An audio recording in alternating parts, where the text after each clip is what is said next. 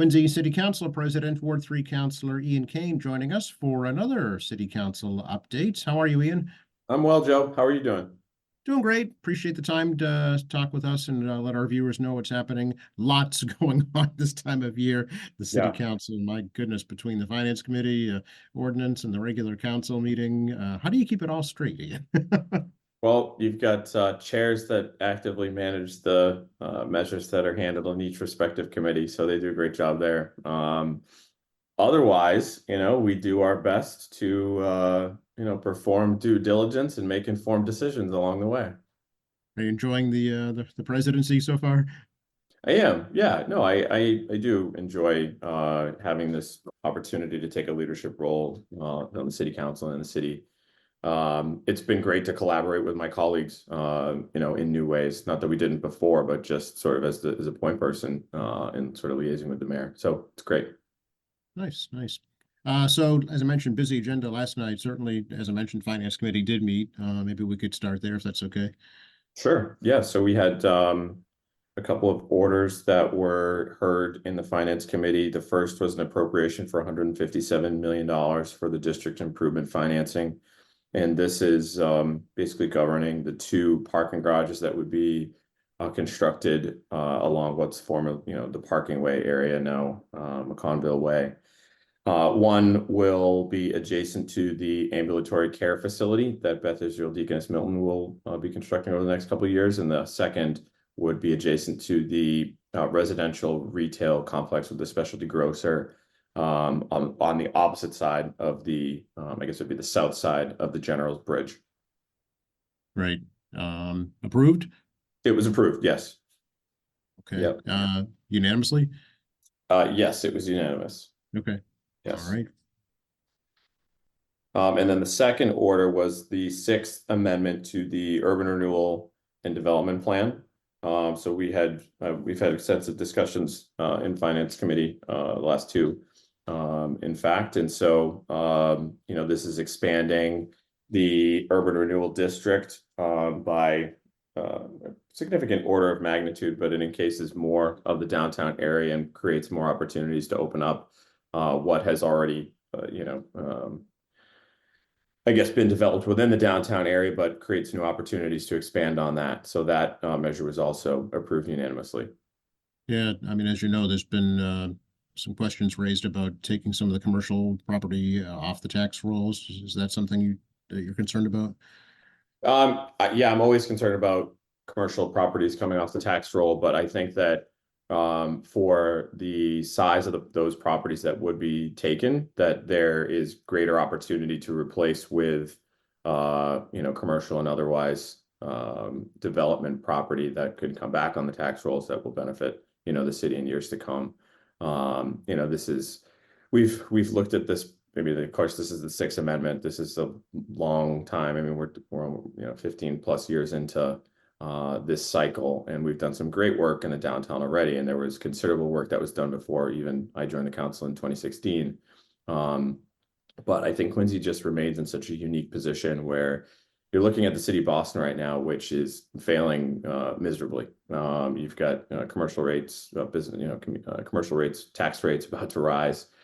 You've got huge vacancies in the commercial market downtown, so they're losing a lot of revenue. People are coming to places like Quincy, which are ideally more business friendly and better environment to potentially grow a footprint. And so, I remain optimistic about Quincy's future and the opportunity to fill some of these spaces, especially in light of the fact that there might be a small commercial property taken here or there. Yeah, and as I understand it too, any taking or purchasing of property would still have to come through the council first, That's right? correct. That's Okay. correct. Yep. Okay. And that was approved. That was also approved unanimously. Okay. And the third order of the evening was an amendment to the Fox Rock Properties Quincy Development Land Disposition Agreement. And I know it was a very small change. I can't tell you what it was, but I also didn't vote on it. So, Oh, you but did not vote on it? I did not vote in it.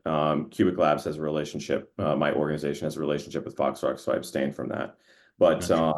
that passed 8-0. So I know it was a small I'm sorry, it's escaping me right now. I feel like it's a small change for the management of the construction of the garage itself, which I think will now be under the entire project as opposed to being done by the city. Okay, all right, yeah, that, as I recall, the mayor's representatives mentioning something about that, that it was just a minor amendment, but this has to do with the construction of the outpatient clinic. Yes. Okay, very good. Yep. So that is that. Then we had our regularly scheduled council meeting and agenda. We had orders that were moved, everything was moved into, the first three were moved into finance. So the first one was an amendment to Atlantic Realty. There's to the land disposition agreement. So this is the residential and retail complex that we just talked about, that we approved the money for the garage. That there is a small change to the design plan that would more or less encompass the garage behind the residential and retail structure. So it just gives it a better aesthetic. And that actually went into finance, came out of finance last night as well. So that was the fourth measure that was heard in finance when we took it out of committee. Gotcha, okay. The second was an ordinance to amend the municipal code for the salary for the position of mayor within the city. That was moved into finance. And the proposed salary figure there is $285,000.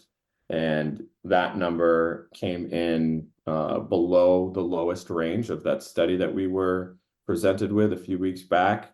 And the assessment there is that this is, I was surprised to learn. I didn't realize that, town managers and town administrators who are managing budgets in cities that are a fraction of the size of Quincy's make considerably more, to the tune of 300 plus, which is fascinating to see places like Plymouth and Cambridge.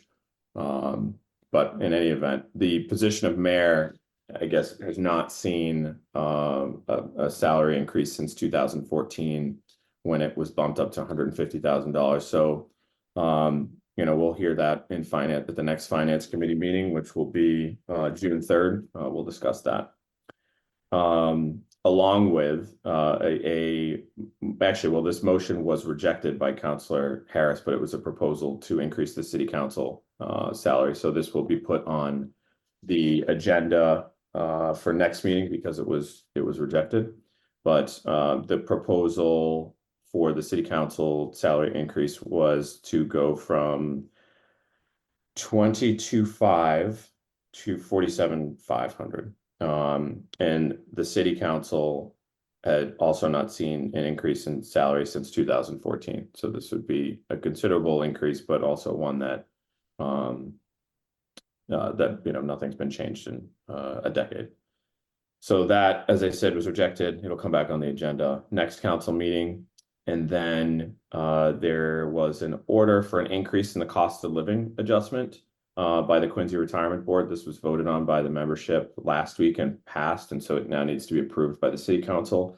It was passed by the city council. Okay.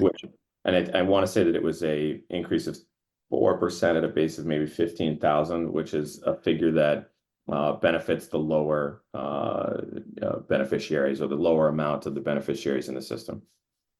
Yeah, and according to a note here from the mayor, it goes to 16,000. 16,000, thank you. Effective July 1st, and then 17, and then 18 through 2026. Yep. Just a quick question about the Councilor Harris rejection. So does that immediately take it off the table for that meeting, Ian? How does that work? Just for that meeting, yeah. So in the rules, there's there is a rule in the council rules that allows for any member of the city council to reject a measure proposed on the agenda at the outset of its as it comes up on the agenda. And so Councilor Harris used that rule, and so we'll take it up at the next council meeting. Okay, all right, very good. Thanks for explaining that. I wasn't clear about that. I thought that all could happen in committee.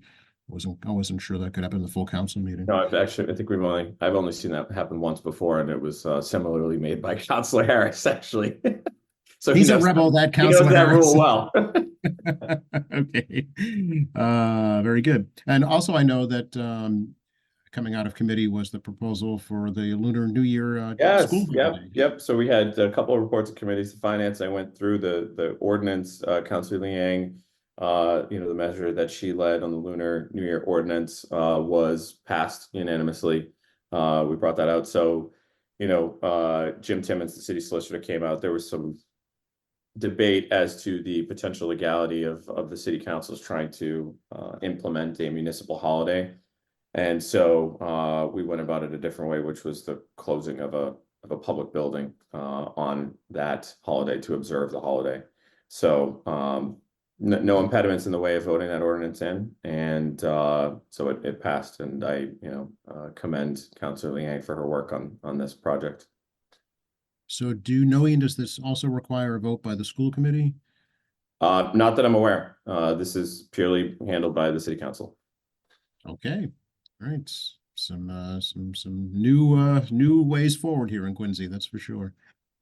Yeah, I don't know about that. I think this was something that had been taken up by the school committee in a different manner. I think when it came around to the schedule of the school, and they declined, or they passed, they voted it down. And this is one of those things. We heard from a considerable amount of a population from the city, and that's what this is representative of. Is this is honoring a constituency in our city that is sizable, and so I know this means a lot to Councilor Liang. I know this meant a lot for the city council in order to sort of take this up as an opportunity to honor our residents in the city. So we did it in our way. All right, very good. Anything else? No, we had some stuff come out of Public Works, and then that was about it. So we've got our next city council meeting on Monday, June 3rd at 6:30. There's a finance committee, and then followed by a 7:30 city council meeting. Okay, is that the final budget hearing, That should be the final budget hearing. Yep. And then we have one more council meeting on the 17th before the summer recess. Right, because there's high school graduations in between theirs. Yes. Right. Okay. I always like to ask you anything in Ward 3 you'd like to mention. Well, I'm trying to think of when we last spoke, if I already talked about it. Dave Murphy held the Commissioner of Natural Resources held a public meeting at the rec complex a couple of weeks ago to talk about the continued and ongoing improvements of the Furnace Brook Golf Course and Forbes Hill Park improvements. So it was well attended. It was this is a project that has now received a lot of attention over the past 3 years, and so it's nice that there can be continued public and community engagement during this process. And Dave and his team, Paul Costello from DPW, they're working so hard to make sure that this project is done right. So it sets a very unique standard and template for how public engagement works, I think, for city projects. So, but otherwise, all's good and quiet in Ward 3. Okay. We will catch up with you about Porch Fest in the not too distant future. Yes, we shall. Yep. Thanks a lot, Ian. Thanks, Joe. Have a good day. You too.